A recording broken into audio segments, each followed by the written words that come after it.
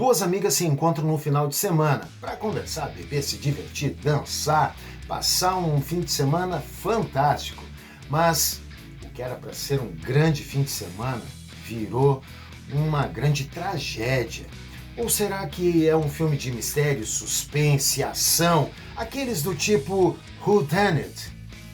Bem-vindos ao canal Leitura Pop, eu sou Paulo Boca Nunes e nesse vídeo eu vou falar sobre Naquele Fim de Semana. Vambora pro vídeo! Naquele Fim de Semana é um filme assim do tipo de mistério, policial, suspense, mas uma coisa que a gente não deixa nenhum mistério é sobre o que nós tratamos aqui no nosso canal. Falamos sobre filme, literatura de ficção científica, suspense, policial, vários gêneros. E se você gosta também desse tipo de conteúdo, falar sobre filmes e literatura, se não é inscrito, já se inscreva aqui no nosso canal e acione o sininho de notificações para o YouTube te avisar quando a gente subir um conteúdo novo. Só que agora a gente vai falar sobre Naquele Fim de Semana. O filme Naquele Fim de Semana é uma adaptação de um livro de Sarah Alderson. Aliás, o livro tem o mesmo nome. O roteiro desse filme é assinado pela própria escritora, que também é roteirista. Isso pode ser uma vantagem ou não. Toda a história é ambientada numa cidade da Croácia, uma cidade litorânea ali do mar Adriático. Isso já conta um ponto positivo para o filme. Porque uma fotografia diferente, se é para fazer um filme de mistério, essa coisa toda aí, meio policial, meio suspense, então que se descentralize daquelas produções norte-americanas. No livro, a história se passa em Lisboa, mas no filme é nessa cidade litorânea da Croácia. Uma coisa bem bacana, uma fotografia diferente e muito bonita. No filme, as personagens são Kate e Beth, duas amigas de longa data. O filme começa com uma imagem do mar e o corpo de uma mulher boiando, aparentemente morta. Em seguida, passa para a chegada de Beth a um casarão onde Kate alugou um luxuoso quarto para as duas amigas passarem o fim de semana. Elas saem à noite para jantar, bebem bastante, conhecem dois rapazes assim, muito bonitão, e a partir daí tudo fica confuso na cabeça de Beth e acaba ficando desacordada.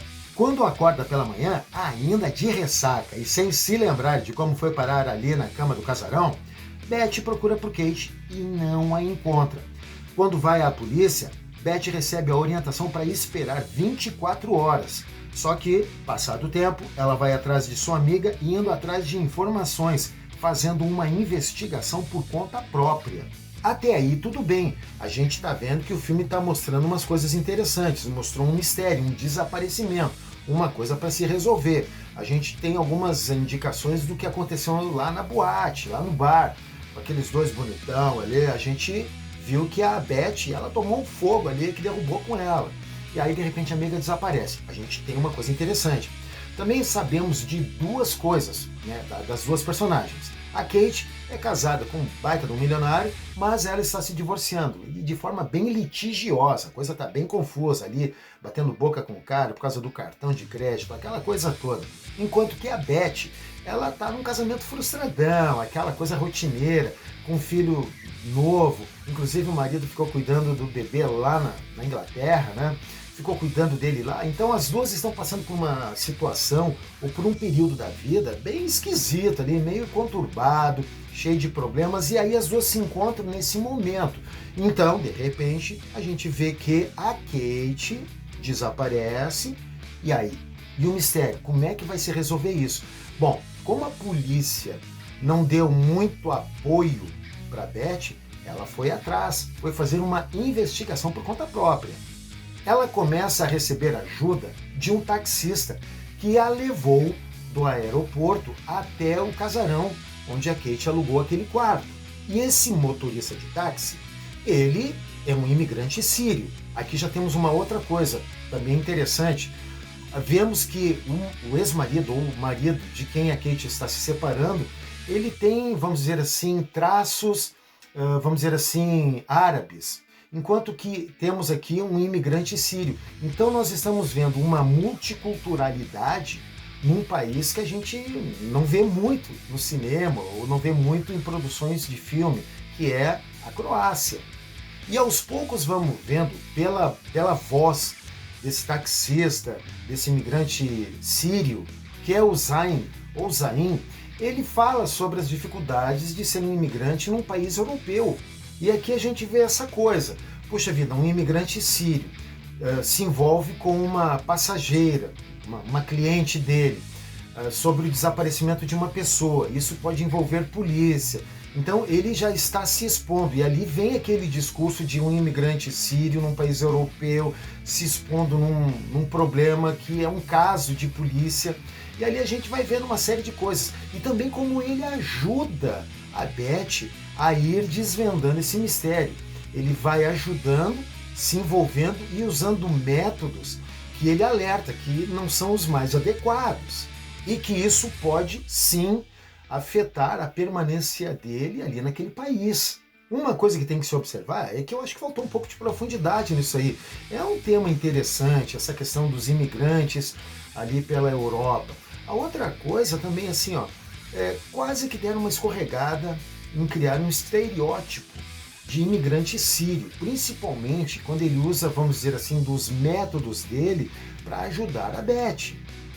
Isso fica bem claro quando ela também questiona, quando ela observa, fala, e aí ele fala sobre a vida dele. Além do mais, à medida que ela vai investigando e vendo as coisas por ali, né, do desaparecimento da Kate, ela vai se envolvendo em situações que vão deixando ela, assim, olha, cada vez mais enrolada.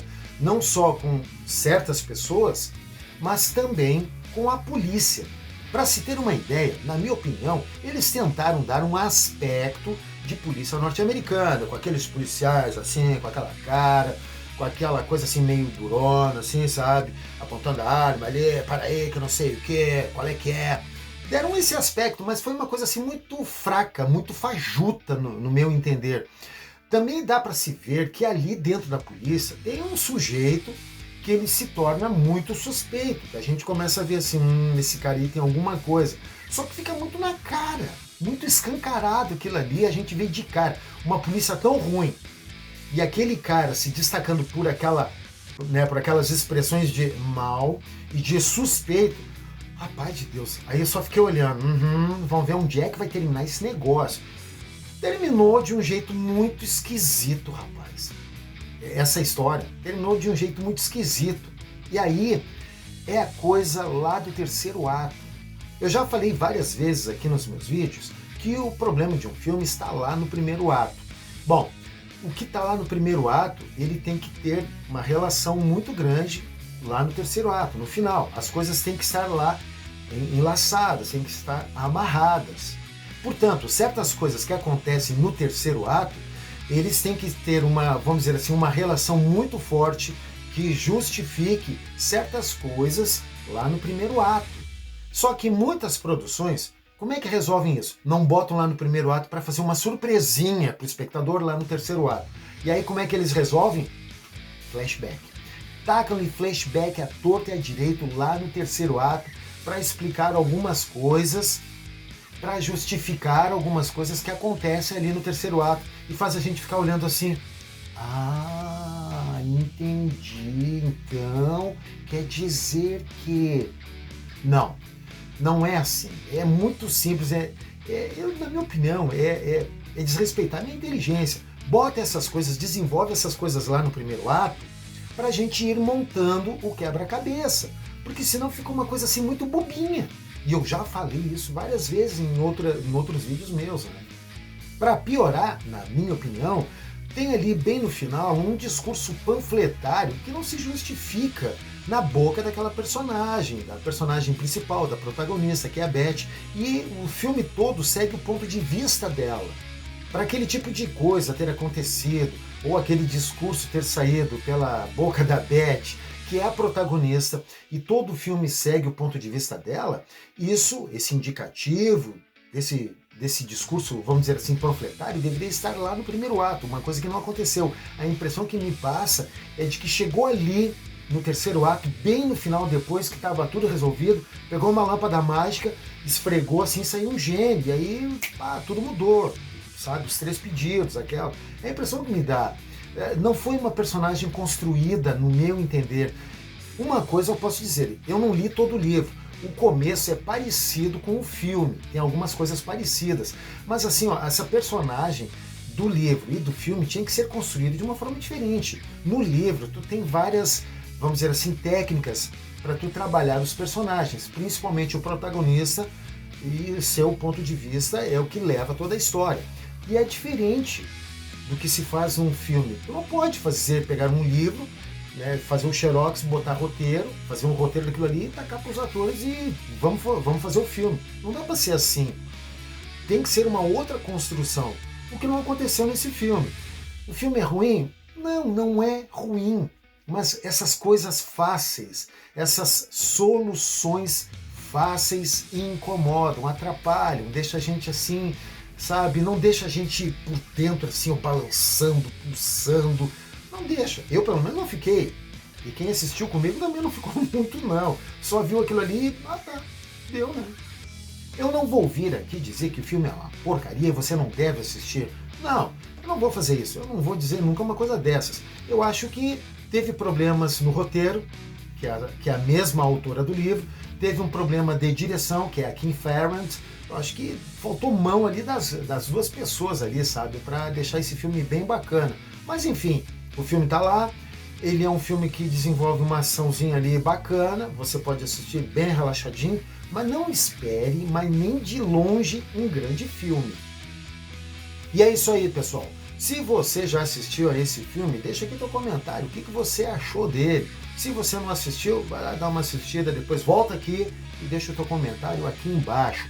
E se você gostou desse vídeo, já deixa o teu like, teu joinha também. Se não é inscrito e se você chegou até aqui, muito obrigado. Olha, muito obrigado por assistir o vídeo até aqui. Se você não é inscrito, inscreva-se no canal, acione o sininho de notificações para o YouTube te avisar quando a gente subir um vídeo novo. Porque agora a gente vai se ver só no próximo vídeo. Tchau!